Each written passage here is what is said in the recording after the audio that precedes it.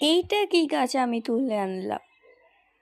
So hello everyone, কেমন আছো তোমরা সবাই? আশা করি তোমরা সবাই অনেক ভালো আছো, আমিও ভালো আছি। তো আজকে আমি এই জায়গার আগাছা গাছের পরিষ্কার করতে গিয়ে এইরকম গাছগুলো দেখি। আর তোমরা দেখো আমাদের এই বেগুন গাছের ছোট্ট ছোট্ট বেগুন ফুল ধরতেছে, দেখো। সো দেখো এই গাছেরও কিন্তু ছোট ছোট ফুল আসতেছে, অ্যান্ড বাকিগুলো আসবে পরে আর কি। দেখো, আর আমি বুঝতেছি না যে কোনটা রেইন লিলির গাছ।